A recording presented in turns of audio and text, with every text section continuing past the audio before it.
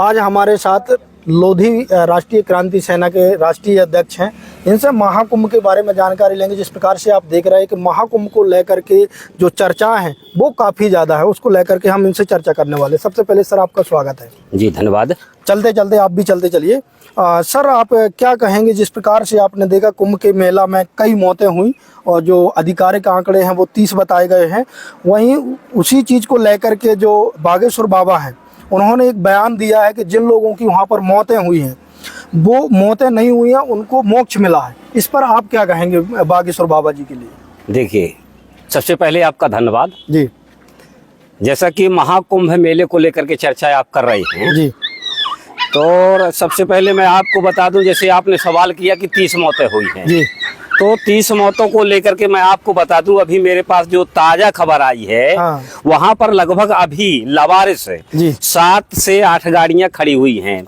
अभी आज भी मेले के अंदर जो रुकने की जगह थी, गाड़ियां ठहराने के स्टॉप था, वहां पर 7 से 8 गाड़ियां अभी भी खड़ी हुई हैं। तो अब आप खुद अंदाजा लगा लीजिए कि 30 मौतें हुई हैं और आज भी 6-7 गाड़ियां वहां पर खड़ी हुई हैं। और उन व्यक्तियों का जो गाड़ी में व्यक्ति थे, तो एक गाड़ी में लगभग 5 से 7 लोग तो आ ही जाते हैं। बिल्कुल बिल्कुल। तो उनमें से अब 7 गाड़ियों का भी आंकड़ा लगाएंगे तो 7-35 लोग तो यही हैं जो आज लापता है। इनका आज कोई पता रता नहीं है। कल मैं सोशल मीडिया के माध्यम से, पेपर के माध्यम से पढ़ रहा था, देख रहा था कि ये 7 गाड़ियां कोई भी, जिसकी भी नंबर भी उन्होंने बताया कि जिसकी भी गाड़ियां हो कृपया वो अपनी गाड़ी उठा करके ले जाएं। तो अब 30 मौतों का जो आंकड़ा दे रहे हैं तो अभी इसमें तो कोई खास सच्चाई हमको दिख नहीं रही है।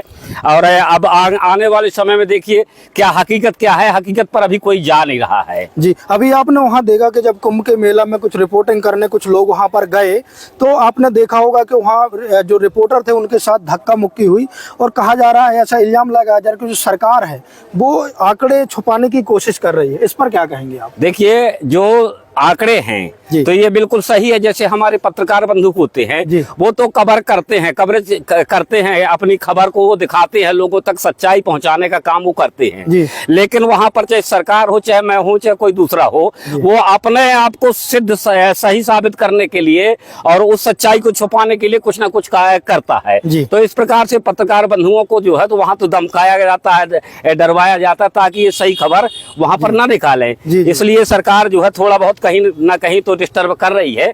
लेकिन अब आगे देखिए क्या होता है, हकीकत का पता और लगेगा। जैसे जैसे खुलासा होगा पूरा तो पूरी जानकारी हमको आपको मिलेगी। बागेश्वर बाबा के बारे में क्या कहना चाहेंगे? जिस प्रकार से उन्होंने बयान दिया है कि जो मौतें हुई हैं वहाँ मौतें नहीं हुई, उनको मोक्ष प्राप्त हुआ, वो अभी इस टाइम पे ज्यादा कंट्रोवर्सी में चल रहे हैं। देखिए तो इस पर क्या कहेंगे? जी देखिए, जहाँ तक हम कुंभ मेले की बात करें, गंगा की बात करें, तो आज आप धार्मिक क्षेत्र पर देखें, वेदों शास्त्रों पर देखें तो सबसे बड़ा जो महत्व दिया गया है तो गंगा को दिया गया है। तो गंगा पर टीका टिप्पणी करना तो मुझे लगता है सही नहीं है। अब मोक्ष की बात है तो मोक्ष मानते हैं, ठीक है, बागेश्वर बाबा जी ने कहा कि मोक्ष हुआ है, लेकिन वहां हम मोक्ष के लिए गए थे तो मरने में मोक्ष नहीं होता है।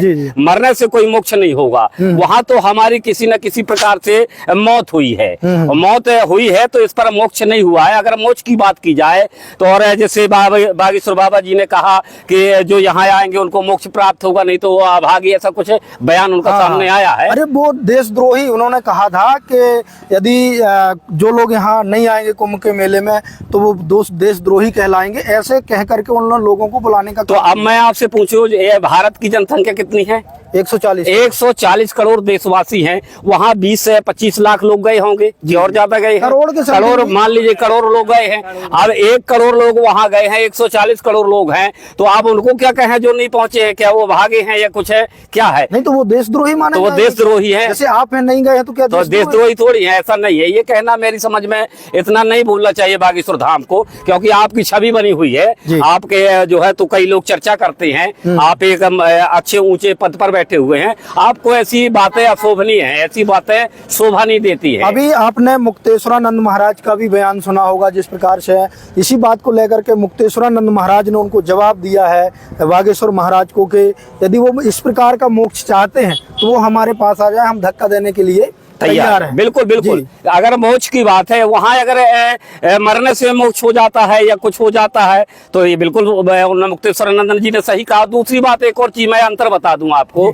जहां तक मुक्तेश्वरानंद महाराज की बात है और बाबा बागेश्वर की बात है, तो हमारे जो मुक्तेश्वरानंद महाराज जी हैं वो एक अखाड़ा के संत हैं और मंडलाचार्य शंकराचार्य हैं जी जी। और जहां तक बागेश्वर धाम की हम बात करें तो बागेश्वर धाम महाराज जी अभी केवल बाबा हैं, वो वहां तक नहीं है जहां तक वो है। नहीं तो अभी आपने देखा होगा उनके वीडियो में, कमेंट के माध्यम से भी आपने देखा होगा कि किस प्रकार से उनको आलोचनाओं का सामना करना पड़ रहा है, लगातार उनकी आलोचना की जा रही है लोगों के द्वारा। बिल्कुल, मैंने देखा हूँ कि पूरे देश से जो है उनके कमेंट बॉक्स में भी मैं देखा हूँ, उनकी आईडी खोल करके देखा हूँ, जितने इतना ज्यादा लोग उनकी आलोचना कर रहे हैं। और क्यों कर रहे हैं उसका रीजन है क्योंकि आपने ऐसी वाणी बोल दी, क्योंकि वो हमारे वेदों शास्त्रों में लिखा है कि वाणी ऐसी बोलिए दिल का आपा खोल और हम शीतल करे और आप शीतल होए। तो वाणी में सब कुछ है, वाणी ऐसी बोलिए ताकि सबको अच्छी लगे वाणी। लेकिन हमारे जो बागेश्वर धाम जी हैं ने कुछ ऐसी वाणी बोल दी है कि अब लोग वहां पर कमेंट करना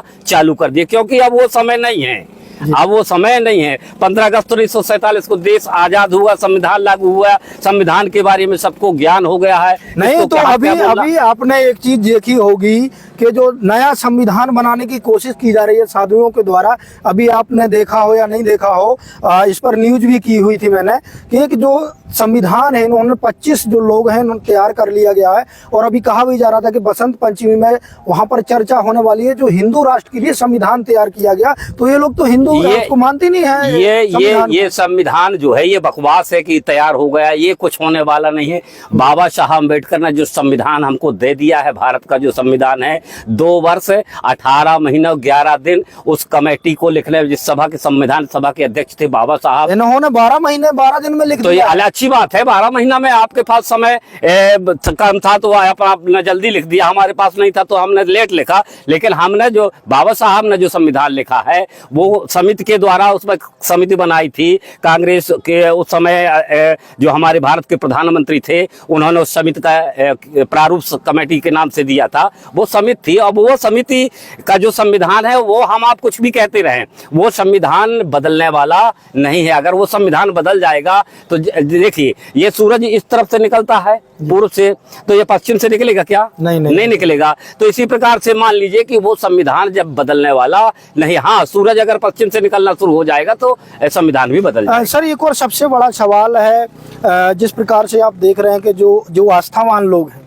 जो आस्था रखते हैं सनातन धर्म में, हिंदू धर्म में, अपने देवी देवताओं में, आज के समय पे ये सबसे ज़्यादा चर्चा में बयान है कि जो राजनेता लोग हैं, जो बाबा लोग हैं, वो कहीं ना कहीं इस चीज़ का फायदा उठा करके वो राजनीति कर रहे हैं। बिल्कुल बिल्कुल। देखिए जो आस्था लोग रखते हैं वो अपने आस्था के साथ खिलवाड़, उनकी आस्था के साथ खिलवाड़, क्योंकि वो जो आस्था लोगों की होती है वो उनकी अंतरात्मा की आवाज होती है। और उसका जैसे आस्था हम रख रहे हैं और हमारी आवाज को किसी ने सुन लिया तो उसका मौके का फायदा उठाने के लिए, अपनी राजनीति चमकाने के लिए, अपना भाषण चमकाने के लिए ये लोग ऊपर का ऊपर अपनी वाहवाही लूटने के लिए मौके का फायदा उठाते हैं।